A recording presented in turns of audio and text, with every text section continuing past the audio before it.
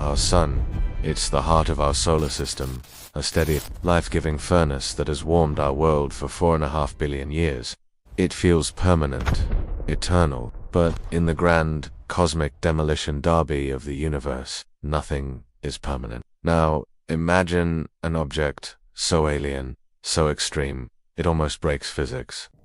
Imagine the collapsed, dead heart of a star far more massive than our sun. An object with more mass than our sun, crushed down into a space the size of a city. This is a neutron star, a stellar corpse so dense that a single teaspoon of it would weigh more than Mount Everest. So, here is the terrifying question we are asking today on Void and Matter. What would happen if this city-sized cosmic zombie came for our sun? Could this cosmic collision trigger a supernova, an explosion of unimaginable power, right here on our doorstep? The answer is yes and no. And the truth is far weirder and far more horrifying than a simple explosion. First, let's be clear. This wouldn't be an impact like two cars crashing.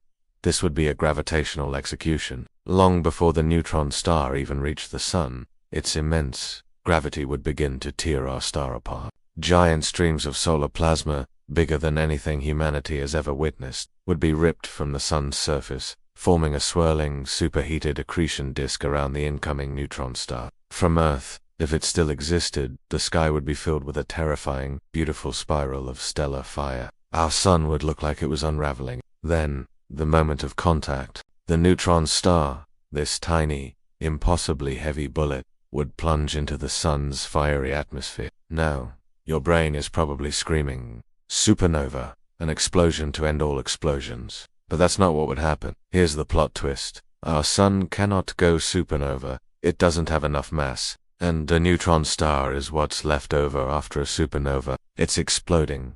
Days are already behind it. So, no supernova. Instead, something far stranger occurs. The material from the sun, falling into the neutron star's gravitational field, would be accelerated to near the speed of light. The energy released by this accretion process alone would be catastrophic, unleashing a blast of X-rays and gamma rays that would sterilize the entire solar system. The brightness would rival a supernova, even if the mechanism is different. It would be a colossal flash of light, signaling not the death of a star in a single blast, but the beginning of its torture, because the neutron star wouldn't stop. It would sink through the sun's layers like a bowling ball through smoke. It would fall, for hundreds of years, spiraling inward until it reached the very center of our sun, displacing the sun's own core. And here, the sun would be transformed into one of the most bizarre and hypothetical objects in the universe. A Thorne-Kitco object. It would be a star with a neutron star for a heart. From the outside, our sun would swell into a massive,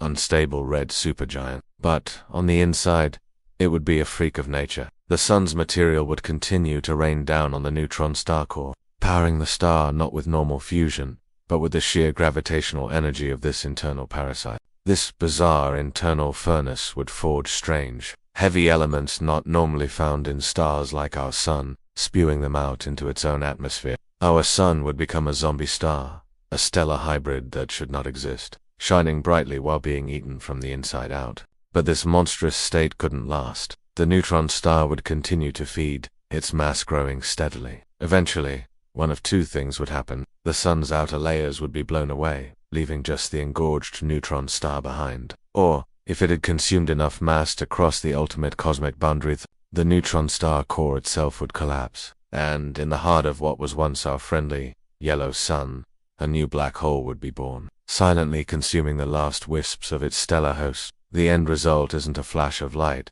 but the creation of eternal darkness. It is a chilling reminder that the universe has more ways to end a star than a simple, clean explosion. It can be a slow, parasitic consumption that creates a monster along the way. So, what do you find more terrifying? The initial, violent collision, or the slow, bizarre transformation of our sun into a zombie star with a dead thing for a heart? Let me know in the comments.